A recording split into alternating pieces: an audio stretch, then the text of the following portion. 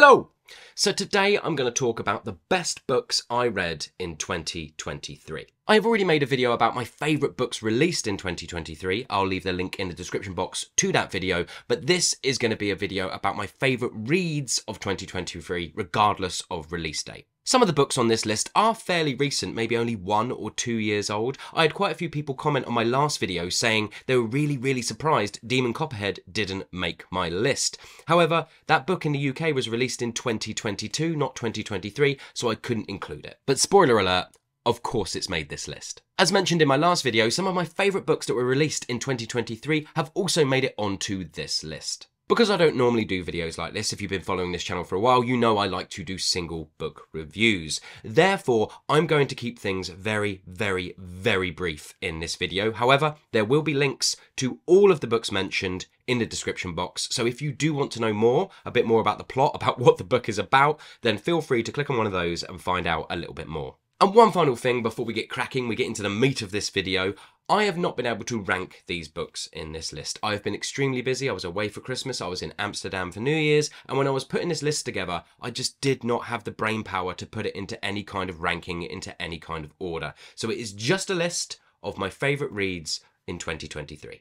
First up, we have Stella Maris by Cormac McCarthy. Released in 2022, this is the companion novel to Cormac McCarthy's The Passenger, which was also released in 2022. Now, The Passenger made my favourite reads of last year, but I didn't get round to reading Stella Maris until 2023. This was one of the first books I read in 2023, and so much of it has stayed with me. Stella Maris is by no means a perfect novel, and I think I preferred The Passenger, but when you put them together, it is a great reading experience. I think one of the reasons I love this book so much is because I listened to it on audiobook, and it is 99% dialogue. Therefore, it felt like I was listening to a radio play, and the acting, the voice acting in it is absolutely incredible. Stella Maris is the name of a psychiatric hospital in which our lead protagonist checks herself in. And this book is comprised of audio recordings of our lead protagonist's sessions with her doctor.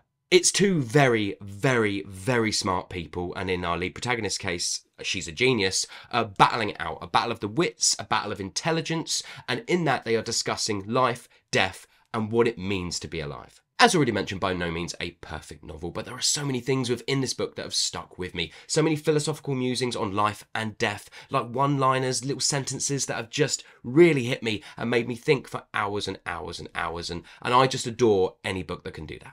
Next up, we have 100 Years of Solitude by Gabriela Garcia Marquez. An epic exploration of family, longing, isolation, love, and ambition. I'm going to keep this one extremely brief just because this book is so dense, it's so complicated and what it covers and what it's trying to do. So I'm just going to say I fell in love with the writing, the layering, the structure. I fell in love with the characters, the setting, the way Gabriela Garcia writes this sort of world, this place. I just felt like I was living and breathing within it, and I got to know the characters. And yes, it is complicated with characters and their sort of lineage of the family and names. This family keeps naming their children the names of other people. It just gets really complicated. But once you get a handle on it, once you keep on top of it, it makes you work, but it is really rewarding. And I think the magical realism aspects within this novel are tuned perfectly. Next up, we have Midnight's Children by Salman Rushdie. Another magical realism novel, which like 100 Years of Solitude is absolutely epic in its scope. It's educational, funny, and at times heartbreaking. It's a challenging read, and it did take a while to get into the flow of the writing style and its structure, but once I was past that sort of 100-page mark, I was in. The writing I just got on board with it, and oh my god, it is incredible. Next up is The Lies of Locke Lamora by Scott Lynch. A book full of adventure and heists and absolutely fantastic dialogue. It's very funny as well as being really thrilling, and the structure is quite simple but is executed beautifully. And the main selling point of this novel is that the characters are just great. I really fell in love with all of the characters in this novel, and there's some fantastical elements in there, but it's not too heavy on that. They're sort of lightly in the undertones of the world that's being built, but the world building, the characters, everything within it is just excellent. Yeah, I don't know what else to say. If you want an adventure novel, something that has heists and characters and twists based within a kind of sort of fantasy world, but it's not too heavy on the fantasy elements, then this is 100% a book for you. I own the other 2 books in this series and I cannot believe I haven't read them yet. So that is something I definitely have to get on in 2024. Next up is Solenoid by Mircea Cărtărescu. It's an investigation into other universes, dimensions and timelines. It goes deep into dreams which all attempt to reconcile the realities of life and art. It's dense, and my lord is it dense. It is also very surreal and deeply philosophical. You'll reread sections over and over again, just trying to figure out what Cărtărescu is trying to say, and then you'll reread sections over and over again because the writing and the way Cărtărescu structures a sentence is just stunning. Overall, this is a novel for the deep thinkers, and as I've already mentioned in my review, I read this one a bit too quickly, and I will be coming back to it at some point in the future. It is the kind of novel that you could spend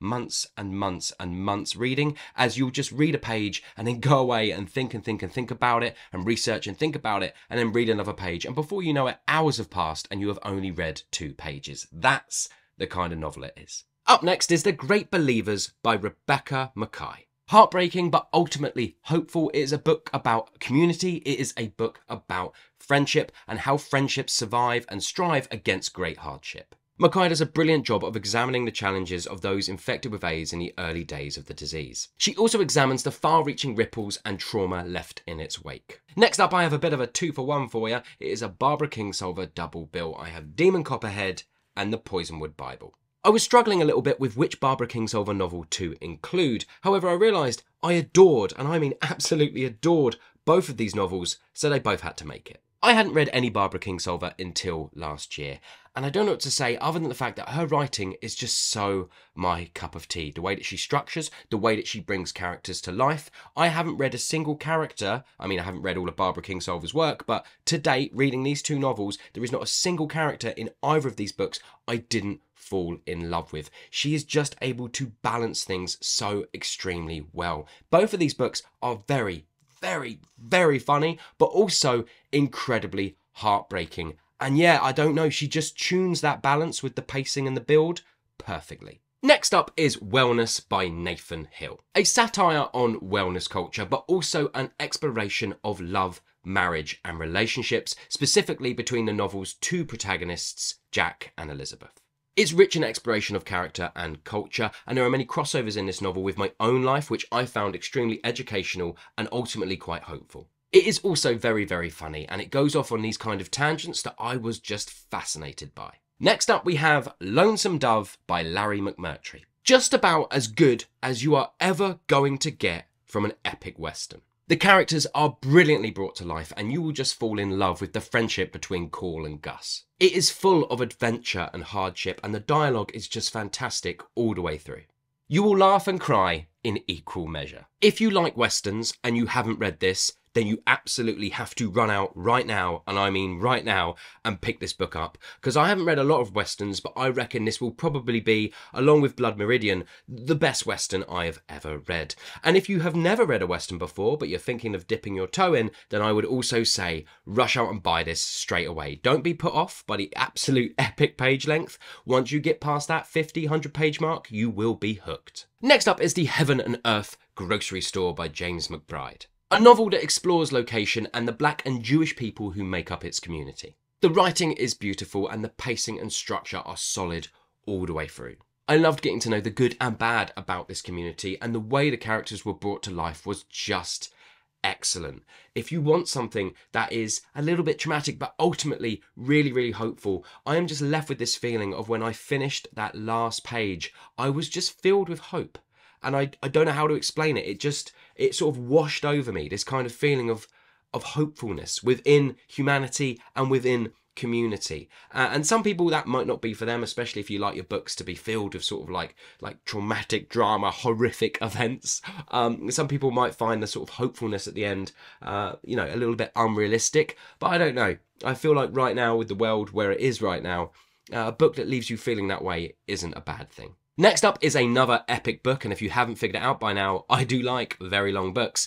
We have 4321 by Paul Auster. The entire book covers the first 25 years of 4 Archie Fergusons. They are all the same Archie Ferguson, but through a sliding doors style scenario, we follow their lives as they veer off in different directions. All I can say is, my God, this book goes into so much detail. You will know everything about these Archie Ferguson's lives. You will understand the idiosyncrasies that make up each Archie Ferguson. Now, the different sections following the different Fergusons last for a very, very long time, but as you get deeper into the book, you start to truly understand what separates each Archie Ferguson and what also combines them together. And it's through those subtle differences that you start to notice how the patterns have changed within their lives and why their lives have veered off in different directions. You start to understand the experiences they've had and how those experiences have changed and shaped each one. I don't know, I just fell in love with each of the Archie Fergusons. I fell in love with the writing and the world that was built within this novel. I don't know, it was just fantastic. Next up, we have The Library at Mount Char by Scott Hawkins. This novel is just utterly bonkers and so hard to describe. It is part thriller, part horror, part sci-fi, and part fantasy, all in one. It is incredibly hard to predict where this novel is going. It keeps shifting gears and going off on tangents and coming back, and it is all so creatively put together. A wonderful world that's been built with fantastic dialogue. I ripped through this book in a single day.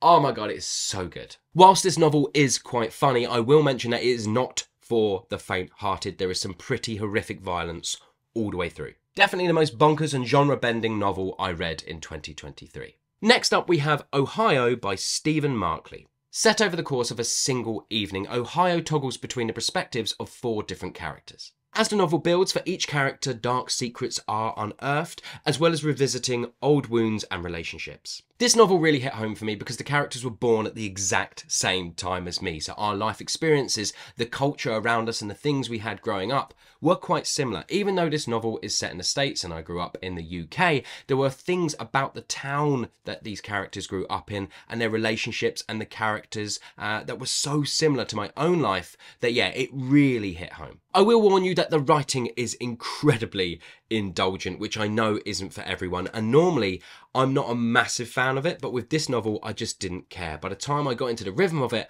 I just fell in love with the characters, I fell in love with the writing and the structure and the build. I thought it was all masterfully done. Next up, we have Gilead by Marilynne Robinson. I don't know what to say, but that this book is just beautiful. It is heartbreaking and so well balanced and structured and written all the way through.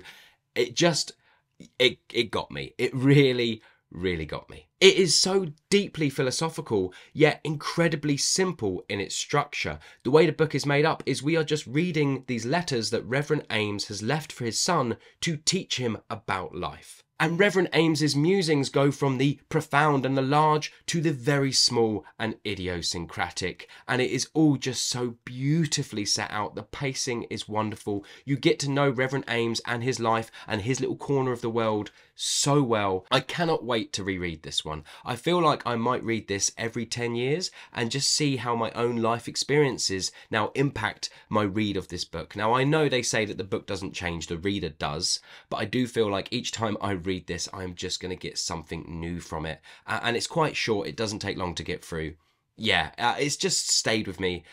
And I loved it for its simplicity and the beautiful writing and the ways it made me think about my own life and what I would pass down to maybe my nieces or advice I would just pass down in general about life and how to get through it. And my final favourite read of 2023, and this is going to be absolutely no surprise to anybody because I have banged on about this book for so long, but it is Whale by Chun Won Kwan. I think I've said everything I need to say about this book, so I am going to keep this short. It's a satire full of folklore, magical realism, surrealism and absurdism. It's a violent and brutal book holding up a mirror to post-war Korea. It is an extremely plot-heavy book with these very fantastical and eccentric characters, as well as these really creative side plots and tangents that it likes to go on that are just utterly bonkers, but it always loops its way back round really nicely, keeping the pace and the build constant. I thought this was an incredible book. This is up there for me, and you're going to think I'm bonkers for saying it, with novels like 100 Years of Solitude and Salman Rushdie Midnight's Children. I know those books are far more epic, and I know those books do a much better job of kind of talking about a place, of bringing to life the political issues and turmoil of those places at that time. I definitely learnt more about the locations within those other two novels more than this one, but there was something within this that just hit me more emotionally. I don't know why, it just got to me. So yeah, The Whale, definitely up there as one of my favourite books of 2023. So there you go, that's my favourite reads of 2023. I do have a couple of honourable mentions. We have Claudia Pinero's A Little Luck and Daniel Mason's Northwards. There are some absolute masterpieces on this list, which is why it was hard to put them into any kind of order. But I will say that I feel like 2023 has been one of my best reading years in a long, long time. And finally, I want to say thank you so much for watching. I know recently I've gained quite a few new subscribers, so I do hope you get what you're looking for with this channel. And I also want to say to everyone who's been following this channel for a while, all the people who comment and like each video, thank you so, so much. I really appreciate it. What have been some of your favourite reads of 2023 that weren't necessarily released in 2023? Please let me know in the comments below. I hope you're all well. Thanks for watching, and I'll see you on the next one.